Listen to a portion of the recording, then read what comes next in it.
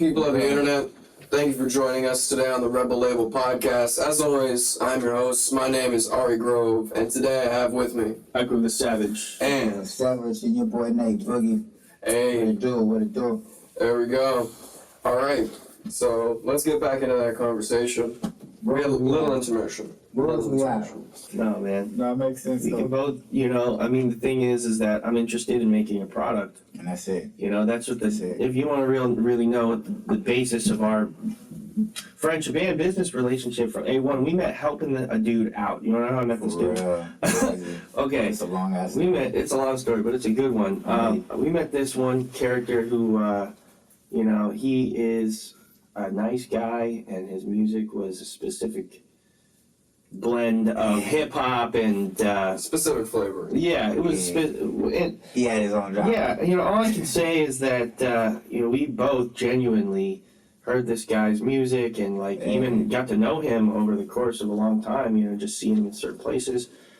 So we both actively sought out to help this guy get his shit together musically, so to speak, right? And then we met because, I could see a real one come through the studio, so he came through, strutted his stuff on a track, and then at the same And it's crazy because I met him through...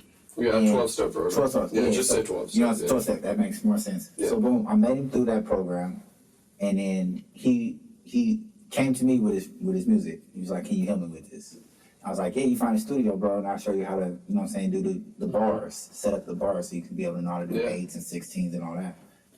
And I met this guy right here, and that's when it went from there. It was magic in the air. I was recording this guy and helping him with his records. He had a lot of he had a lot of shit he wanted to do, and let's just say the project took a long time, and it was a long journey to learn a lot of different things. Which I take with me. I keep it in the toolbox moving forward. Humility. With everybody, with everything, working with people. Shit, because sometimes even if it doesn't, you don't have a product at the end, it was a learning experience, you know what I mean? At the end of the day, that's what I say. You learn something. You learn how to deal with people, you learn how to, be listen. Kind. Yeah, exactly. Bro. Right. Because that's really what matters at the end of the day. You know what I'm saying? I'll just be honest, he wasn't really, not my type, but he could have been somebody's type in the world. You know what I mean? It doesn't just be nice. And it's about valuing your own time, too. That's it. And coming to realize, listen, I want to help somebody, but at the same time, I need to help myself first. Right. Or what can I gain? What can I gain from it? Because that's really what it boils down to in the industry. What can I gain from it? It's sad, but it's true.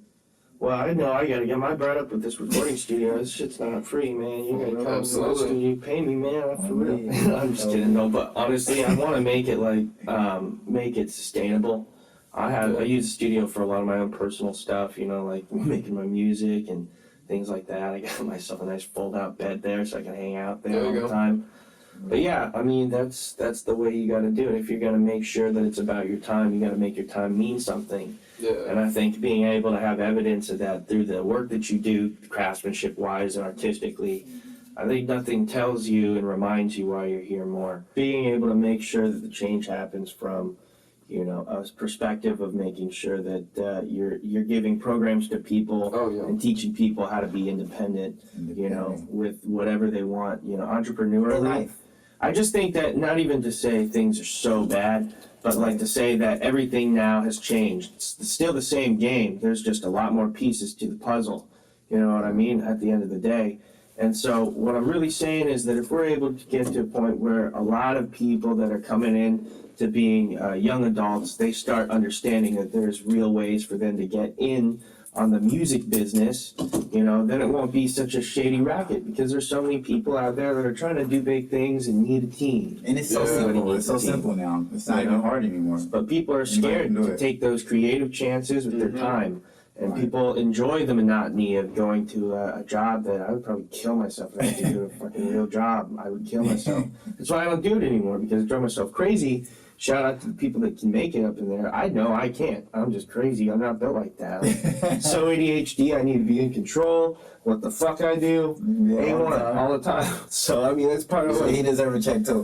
That's really what, it's not even ever really been about making a whole lot of money, man. It's just been about making sure that it goes back to time. And I think that the one gift I could give anybody, my younger self, like when I was 18, is, hey, bro, get into this shit now so that you can get good when it matters, because you better shoot your shot and make it happen, because you hate yourself if you don't do it. I was talking to this friend of mine actually who's up in the shit with me too, and she has been like really hitting it hard, you know, and she just let me know, like, look, dude, it gets tough out there for a creative person. You know, this particular friend of mine does comedy, and you know, it's like you get out there and it's not A1 all the time. Sometimes you just have a bad fucking day, and it's like, damn, dude, you know, it's a hard shit. But at the end of the day, the difference between us and like other people out there that have to work a job is that they may or may not want to do is that they don't get control of their time. They get used to getting money in a specific way. They can't color out the lines. Yep. You know, but at the end of the day, if you teach these kids, you teach these young adults that are still basically kids, you know, that they really gotta do stuff if they want to make it with their time, you know, then all these decisions that they want to make, they're gonna start being made for them all around them. Mm-hmm. So it's really shit or get off the pot. You're gonna talk about being an entrepreneur. I think you need an influential person though too. You know, it Every can't day. just be like anybody because at the end of the day, like if don't nobody look up to you, then ain't nobody gonna really listen to you. Mm-hmm. You know what I'm saying? And then that goes to the fan base too, because you can be a whack artist and have a fan base. Mm-hmm. If you got a fan base, people are gonna listen to you. Period, because they're like, well, look at all these people that's following this person. You know what I'm saying? They gotta have something. Yeah, he's got to be saying something, or she got to be saying something that's irrelevant, or they wouldn't be listening to him. You know, so Oh yeah. I don't know. It looked like it's crazy because it's unfair at the same time, but it comes with status. You gotta have status in society or status in wherever that community is that you're trying to help out at. Yeah. Because if you don't, then I mean, ain't nobody gonna listen to your voice. It's messed up, but it's true. And people chase that shit too for the wrong reasons, and they chase the wrong things that aren't really going to help them achieve that status. Right. And just what it really means is that you are able to present to people that you're ready to work, you're ready to collaborate, and that you can do a good job. And there's a few tools that people just need to have that would enable them to be able to function in that business world, you know, as a professional, you know, that is maybe showing off their own music that they made and they recorded, or whatever it is that they're doing. If they can find a way to jump into it as a professional and equip themselves with those skills, they're just as easy a shot as making. Anybody could do what I do. You know what I mean? Anybody can fucking do it. You just have to want to dedicate yourself to understanding all there is to know about anything that you would have 20 years ago asked other people to do for you. Now it's the time to build it yourself. Do it. Yep. Yeah, You can do it on your phone. Yeah, that's where you start. Yeah, that's you the can crazy shit. record a full song, beat and everything on your phone today. Oh yeah. You know what I'm saying? And it's interesting going back to the fan base thing too. Yeah, It's like, for what are you real. gonna do with that fan base once Right, you get it? you know what I'm saying? You know? Because I mean, you can have a fan base and it just die out like MC Hammer. MC Hammer at his time. Everybody die out. I think for artists, like the max years that you get at being at the top, it's like 5. Oh yeah. You know what I'm saying? So Well, like, even in the rap game, it's like 3. It's like 3, yeah. So I mean, like if you rapping, then you going out faster than you came in. You know what I'm saying? So I mean, at the end of the day, like I'm 36, yo. Like I'm not about to be rapping forever. Like you might get a good another year out of me. You know what I'm saying? But then it's like I got a daughter. You know what I mean? I got kids and a family. Right. I gotta figure that shit out. Like you know what I mean? So dealing with the disability and self card and all that, and all that shit playing in the role. Yeah, I'm chilling after a couple of years of this. You know what I mean? I'm gonna give it a run for my money, just because you know, bro, want to push me. Shit, if it wasn't for him pushing me, I probably wouldn't be here. Real shit.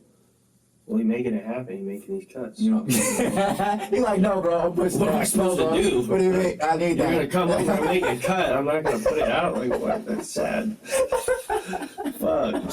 I'm on your life. Why am I doing this? Real shit. It's real. So you got any shows coming up or some shit like that? You two doing anything? Follow his page, y'all. Just follow my page. Yeah, follow me on For the Facebook, info. man. Follow me on Instagram. Most definitely I'll keep you guys posted. It's Nate Boogy Instagram and Nate Boogy on Facebook. GY, not GIE, not There we go. G, other letters, whatever you want to put it. Yeah. There we go. Where can we find you? First of all, yeah, a couple things happened for me.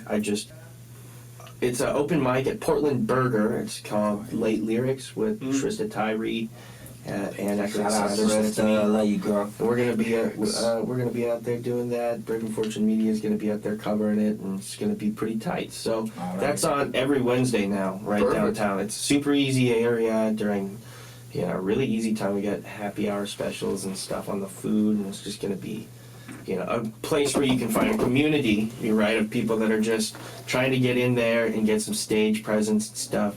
They got a great system for playbacks. All you got to do is bring your tracks, sign ups at 7, and people start performing at 7:30. There we go. So, also on the 8th, I'm at Portland State University doing live at lunch. Ooh. So I'm gonna sing for some people eating some food. I'm gonna rap. I'm gonna yell. I'm gonna do it all for them with some fresh tracks that they've never been shown. Pastrami sandwich. Yeah, Hey. and I'm gonna have some, some dude clap. And then nobody else, everybody's just gonna be dishing up. Nobody's gonna be there. Yeah, you gotta got one dude snapping in the background. Yeah. No, but that's really what it is, man. I don't even give a shit. It's really just about getting out there and doing it because, honestly, it's a great way to get paid to play a show. I'm gonna be out there doing some work with Ian Peralta. Nice. She's another one of these artists that I've been working with out here in Portland. She's actually the administrator at the new commercial recording studio that I'm opening over at Western Avenue, right at that Garages Event Center. Nice. So that's where my spot is, and so it'll be open a couple weeks. But for now, just come through, check it out, and look for more on the recording studio because that's gonna happen. But yeah, I mean I think that's all I got going on. There we go. Right? Yeah, Perfect. And as always, you can find me on Instagram, Spotify, all that good stuff at Arii.Grove. Thank you, and you have a good day. All right.